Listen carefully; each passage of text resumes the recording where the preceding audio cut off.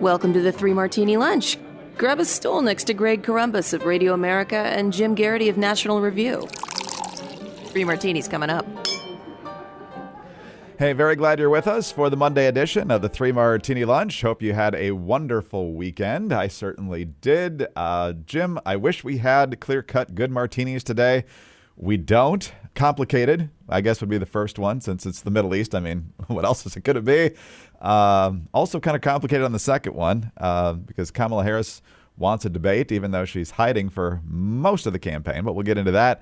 And then Tim Walz. That guy's kind of weird. Let's go with the Middle East here. The big story that's happening today is that Israeli airstrikes have been very successful and also quite deadly in Lebanon in response to Hezbollah's rocket attacks into northern Israel, which the media will tell you is entirely in response to the pager and walkie-talkie explosions from last week.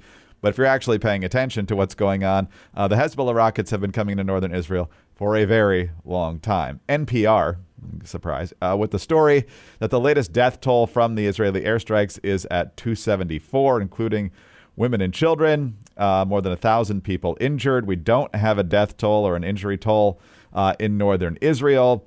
But this also comes, Jim, as the war is still going on in Gaza. There is no agreement to a ceasefire. And according to the Wall Street Journal, the Biden administration, at least privately, maybe not publicly yet, is claiming that there's probably not going to be a ceasefire during the final months of the Biden presidency due to irreconcilable differences on two parts of the proposed ceasefire deal. One is that Israel wants to keep forces in the Philadelphia corridor between Gaza and Egypt. And then there's also disagreement over the specifics of an exchange. This is the way Reuters puts this.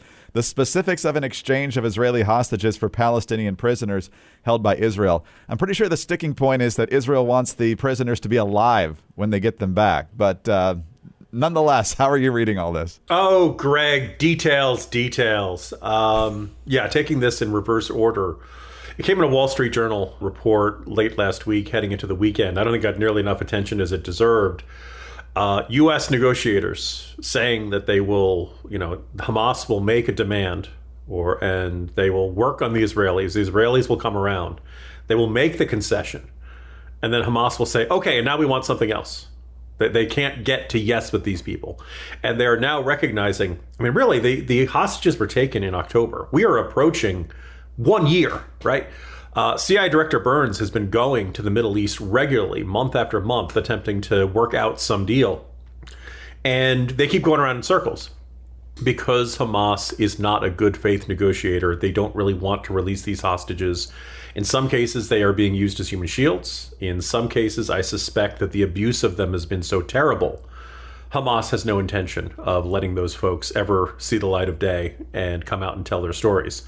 I think the only way you get more Israeli hostages or, an Israeli-American joint citizen hostages out is through further rescue operations. And those can be risky. There's no two getting around it. I think the really, frightening case came when they executed the 6 hostages, including Hirsch, was it Hirsch Goldberg, am I remembering correctly? That basically, the rescue's imminent, we're going to kill you. All right, with that, we're not going to let you rescue any of these. In circumstances like this, I think any rational administration would have given up months ago and said, okay, you guys aren't serious. Don't blame us when the Israelis come knocking down your door or when they start leveling blocks or all the stuff that they're doing in Gaza, because you guys had every opportunity to get a ceasefire. You guys had every opportunity to get your prisoners released. You got every opportunity to get out of this mess, and you would not take it. You've made your bed. Now sleep in it. Instead, this morning, the reports the Biden administration sees getting a hostage deal as its top foreign policy priority. Really? Really? There's nothing else you want to do? Nothing more important on your plate? Nothing relating to Ukraine and Russia? Nothing relating to China? Trying to get Hamas to be reasonable is your top priority right now? Because I got to tell you, I don't think it's going to work for it. You've been doing it for a year. I don't think it's that Burns is dumb. I don't think it's that the problem with any of people say. I think at the end it's that Hamas, you're asking Hamas to do something that is fundamentally against its very nature, against its very character, and its worldview.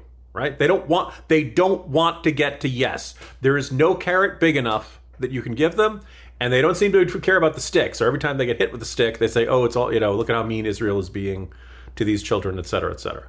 And then regarding Hezbollah and Lebanon, This war has been going on for weeks now. Where's everybody been? Right. This is the second front that they've really feared for pretty much since the big morning of October 7th. It has come in spurts, in waves. There have been times when Hezbollah has launched a lot of rockets, then it kind of dies down for a bit, then it picks up again. The only criticism I think you can make of the Israeli response to Hezbollah right now, I saw it from Lindsey Graham over the weekend, is that in the end, Israel is fighting Iranian proxies, right? And he argued, take the fight to the Iranians directly. Now, we've seen some sites blow up in Iran lately, and I don't think it was us. Like, nobody's saying who it is, but who are we kidding? It's the Mossad. And the idea is that I think Israel's trying to walk and chew gum at the same time. They're trying to fight Hamas. They're trying in Gaza. They're trying to fight Hezbollah in southern Lebanon, and they're trying to hit Iran where they can. It's a lot of enemies to hit all at once. And well, the good news is we're sending them all the weapons. Oh, except that when we're not, except for those certain type of bombs that the Biden administration decided are too heavy for bombing these sites. You need to use the diet bombs, the lighter bombs. Yes, exactly. And the ones that Harris says she's willing to consider not sending, except when she is. It depends who she's talking to as to whether or not she's gonna limit that. Jim, I'm gonna do something a little bit surprising on this show, and I'm gonna say something nice about Bill Clinton, because Joe Biden should have learned from Bill Clinton in 2000. Bill Clinton wanted this grandiose Middle East deal, mainly because he wanted a Nobel Peace Prize. But in the process of not getting to yes, we learned that you can't get to yes. And that's what Yasser Arafat, who was, at least in his administration, welcomed into the Oval Office and photo ops with the media and so forth. Bush wouldn't let him do that. And I don't think the Republican presidents before Clinton did that. But Clinton thought he had embraced everybody with the Oslo Agreement and everything. And he thought, if it's going to happen, I can make this happen. And no matter how much Ehud Barak gave away, Yasser Arafat still said no. And if Yasser Arafat is still saying no, trying to get Hamas or Hezbollah or any of these characters to say yes is just a fool's errand. Now, what do you do when they don't get to yes is another conversation that has to be had. But this was a lesson that should have been learned a quarter century ago, and they refused to learn it. Yeah, and when you ask, on those rare times when Harris or Biden will take a question, their answer is always he said, at one point Biden said, hope springs eternal. I really don't think that's a good philosophy for U.S. foreign policy. The idea of, well, we just got to keep trying, as Kamala Harris said in her CNN interview. Why? When someone is intractable, why? It is a formula for you to keep making bigger and bigger concessions in pursuit of a goal that's never going to be achieved. So at some point, you just kind of by the way, one of the few things Trump has demonstrated time and again over his career, the guy who gets up from the table and walks away, generally the other guy is like, wait a minute, come back, I'll make it, that is a good way of forcing concessions. Or the person who wants the deal less wins in negotiations. The person who wants it more almost inevitably ends up making more concessions. Right now, every message from the Biden, by the way, it's not the Israelis who are sending the signal we're desperate to get a deal. And it's their citizens that are being held hostage right now. It's the Biden administration who desperately wants a deal. I suspect, in large part, a reflection of domestic political considerations and the GWD philosophy at work. Got to win Dearborn. And that explains what you were saying earlier about always putting the pressure on Netanyahu, because there's always one more Hamas demand, and so that's what they're trying to say publicly, is that Netanyahu's the intractable one. No. The Democratic base is conditioned to see Netanyahu as the villain. He's a scary right winger. He's a warmonger. He's a Zionist. Blah blah blah. And that always sells well in Democratic circles. Is that really in the end it's Bibi's fault? If he would just make bigger concessions, everything would be hunky dory. Yeah, that doesn't tend to work. Concessions have been made in the past, and they don't end up solving the problem. All right, Jim, on to our own domestic politics here. October 23rd is when Kamala Harris now wants another debate. CNN offering to host. She has accepted. Trump, of course, got Fox News and NBC News to offer debates that he accepted. Kamala Harris has said no. Trump now says he won't do the CNN debate as of now for October 23rd. We'll see if that ends up being the case. We do have a vice presidential debate next week on Tuesday with J.D. Vance and Tim Walz. More on Tim Walz later in the podcast. But here's the thing, and here's my question. We talked after the first debate, after Trump said there would be no debates after that one, why he should probably reconsider. There could be definite positives for him in having another debate, being more focused on her record, being more focused on his record during the time he was president. The question, though, is why is Kamala Harris so eager to have another debate when, even though she was considered, compared to Trump, the winner of the first one, she still was word salad and dodged the questions on almost any question that wasn't a complete softball to her.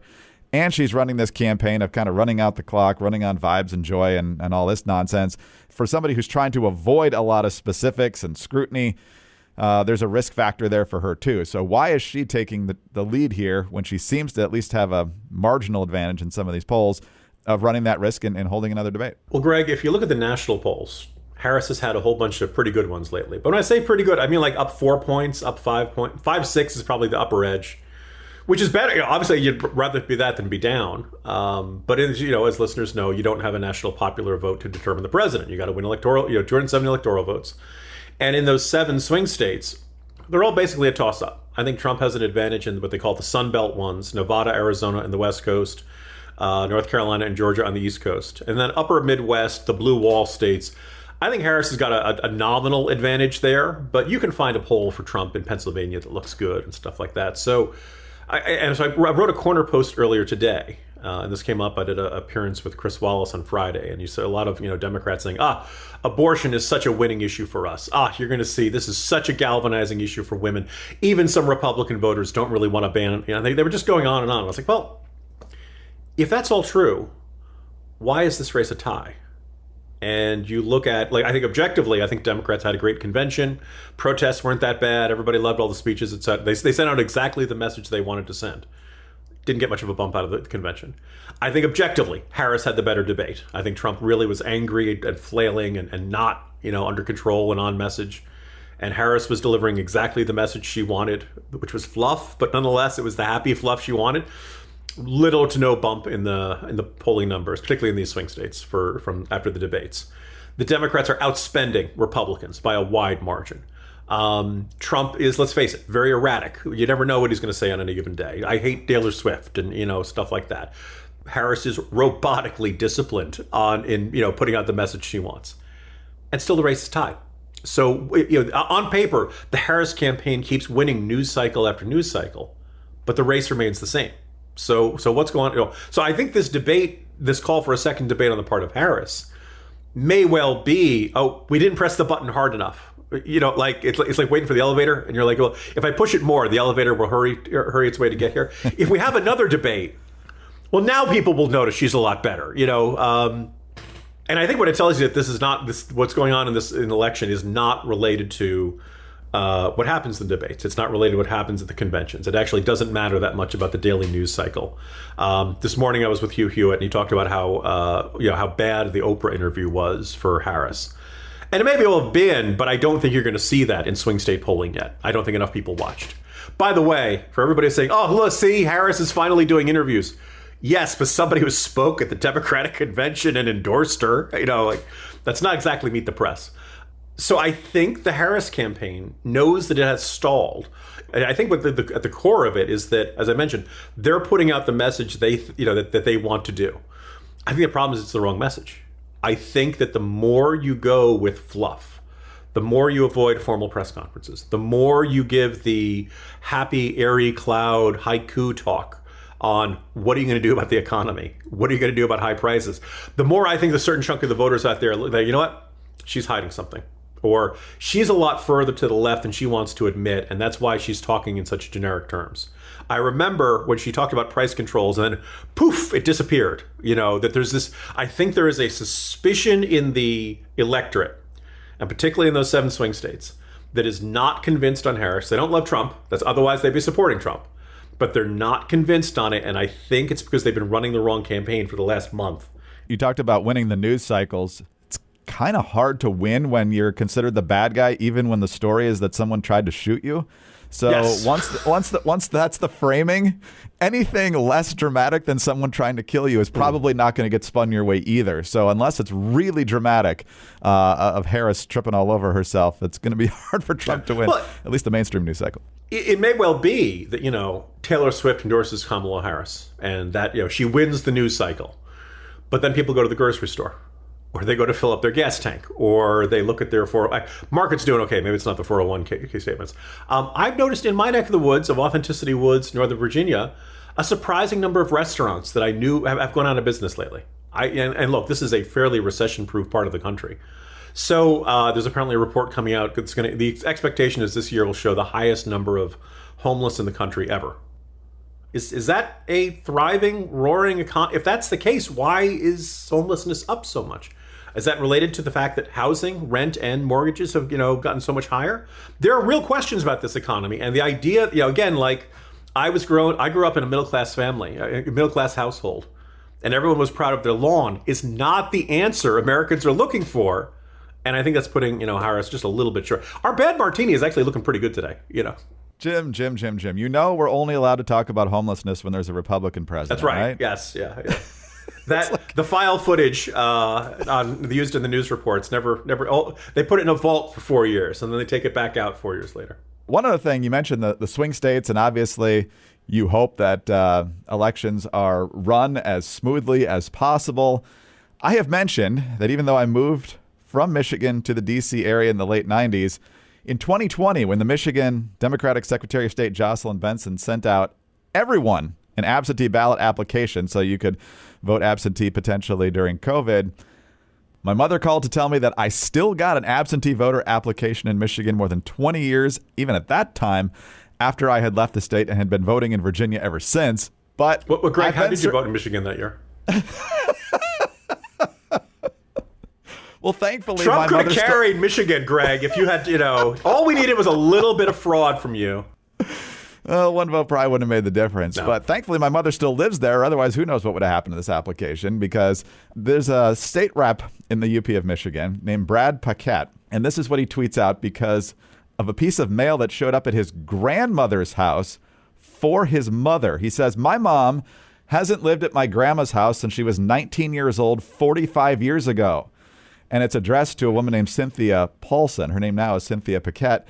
She has also been a Paquette for the last 43 years. An absentee ballot application was sent to my grandma's house in her maiden name, authorized by Governor Whitmer.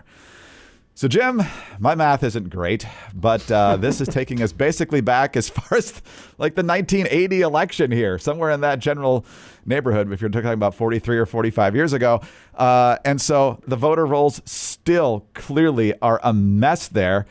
Think of how many dead people are still there. People who have moved, like me, out of the state, still on the rolls, and all sorts of other problems that clearly they have no interest in cleaning up. Greg, the amazing thing is that the voter rolls in Michigan, not only do they appear to not be getting better, somehow they're getting worse. Somehow they're managing to find people who, has this been running? From his description, it doesn't sound like they've been sending this absentee ballot application to this address for the last decades. Otherwise, there's, the same one. This surprised them, which means they haven't done it, which means somewhere they've gone into some, 45-year-old database and said, all right, all those names and all those addresses, send out one there because, hey, they all have to be 18 by now. That's exactly it. And in 2020, it was automatic. Every voter in the system got one because of COVID. This year, you're supposed to have to request an application to vote by absentees. That's how it's normally done. Obviously, that wasn't the case this year. And obviously, they've got the wrong name and long at the wrong address. So, we gave props to Virginia, Alabama, and others for cleaning it up and getting some non-citizens off the rolls and other people who died or moved. Come on, if you're a swing state, this has got to be top of your to-do list. And just time and time and time again, they just refuse to. And you have to ask yourself why. All right, Jim, on to our crazy martini now. And I said at the beginning, Tim Walz, kind of weird. You wanted that moniker for J.D. Vance, but Tim Walz, I know this is going to surprise a lot of people, inconsistent as a politician. Says one thing when he thinks it's convenient in one direction and not so much in the other. If we go back now about a month and a half, we go back to the rally where he was announced as Kamala Harris's running mate. We got this very famous line about his attitude about how people who don't like abortion or don't like same-sex marriage ought to react when they see it happening around them. In Minnesota, we respect our neighbors and their personal choices that they make. Even if we wouldn't make the same choice for ourselves, there's a golden rule. Mind your own damn business. Mind your own business. Well, that is not what Tim Walz is saying when it comes to this election, because while you're not supposed to speak up about abortion, you are supposed to speak up in the produce aisle at your grocery store to make sure that whoever's checking out the lettuce voted or has a plan to vote. This thing's going to be a battle for the next 52 days. It's going to be in rooms, just like this. It's going to be one door-to-door, call-to-call, $5 donation, trying to have that hard conversation in the produce aisle with the person you saw there at the grocery store and ask, have you voted yet? Well, that doesn't sound like minding your own business. That was about a week ago, and then he tweets out, over the weekend, Jim, I'll often have people tell me, I'm really not that into politics. And then he says, quote, well, too damn bad. Politics is into you. Get engaged, get registered, and go vote for the next 45 days. Let's give this all we've got. So, Jim, I think Tim Walz isn't minding his own business when it comes to making sure that his ticket wins here. Politics is into you is actually also a slogan of the Kennedy family. Great. So when he says Republicans were the ones who used to talk about freedom, so can we all get on the same? So we're all in agreement that they were right then, correct? Right? That the Democrats who opposed that were wrong. I just want to get this down once for all. It's established. All right. Secondly, if you're going to say, I have some fairly libertarian tendencies. I love candidates who talk about freedom and liberty. We probably should apply that same philosophy to, how much of a tax burden you should have and how much the government can take from you. How many regulations we have, and why does it take months and months of filling out forms if you want to start a small business or something like that. Occupational licensing, right? Why does the state of Maryland license fortune tellers? And how do they test for that? I'd like to know that. What if you just said, you know what? I don't feel a need to have health insurance. Did Tim Walz say, hey, wait a second, Obamacare's requirement that you have to buy health insurance? I don't remember him making any objection to that back then. Or since, I guess he's perfectly fine with the federal government making you buy health insurance. Finally, if you want to say to someone that Kamala Harris is the right choice to be president, Tim Walz is the right choice to be vice president, that the cost of living is not that bad, that they did not pump too much money into the economy, that they are not responsible for the inflation skyrocketing to the worst level in 40 years. If you really insist upon making that argument to complete strangers, don't do it in the produce aisle. Don't do it in a grocery store, because I think that's when people are going to notice it the most, and they're going to smash a cantaloupe against your head or some other really difficult, hard vegetable against you. They are not going. They also don't go outside the supermarket to the gas station across the street. They're not going to be big fans of it there either. In fact, anything about Home Depot, you're buying anything for your house. Don't go to a store, basically. Just don't go anywhere where anyone's buying something when you're trying to have these quote unquote difficult conversations. By the way, if Harris is so great, why is it such a difficult conversation? Kind of taking us full circle in this one. So finally, one last note just to think about this. Tim Walz was announced as the pick and was subjected to the most soft focus. He's America's dad. Look at him. He makes corny jokes and he likes to work on his car. And, he's just the swell guy ever. Whereas J.D. Vance is trying to copulate with furniture, right? That was the absolute contrast in... But if only listeners could see Greg's face every time I make those off-color jokes. The idea that there was a complete contrast. And I used to say, if you gave Tim Walz one day of J.D. Vance's coverage, his approval rating would be, down in the toilet. Well, Tim Walz is, because he debuted with very high approval, relatively low disapproval. It was basically partisan ID. Democrats all loved him, and Republicans didn't know much of him. We're starting to not like him. Independents didn't know enough about him. Well, it's now even in the last two polls. One's even, and the one has his favorability 1 point above his unfavorability. So the more people are... And also, as I like to notice, right now, the Harris-Walz ticket is ahead of Trump-Vance by about 5 or 6 points. That's actually less than the margin last time around in Minnesota. So adding Walz to the ticket appears to have hurt Kamala Harris in the state of Minnesota. If you want to know Tim Walz, ask the voters who know him best. Look, the Democrats are going to win Minnesota. That's not really the issue here. It's just kind of interesting. Usually you'd want to get a boost in your home state or something like that. And then maybe just one last thread tying together all of our martinis today. If there is no second presidential debate, then the last word in terms of the debates will be the vice presidential debate, J.D. Vance versus Tim Walz.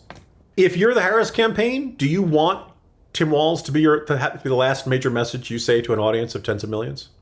I don't know. I think that might be one more reason she really wants another one. Maybe this kind of nagging doubt that Walz might go in there, try to be the lovable, yokel local and red green, or Daryl from the Newhart show, just kind of this old backwater. I'm just a fun, lovable guy. Let's go work on a carburetor. Whereas J.D. Vance is like, you let the city of Minneapolis burn for 24 hours before you brought out the National Guard.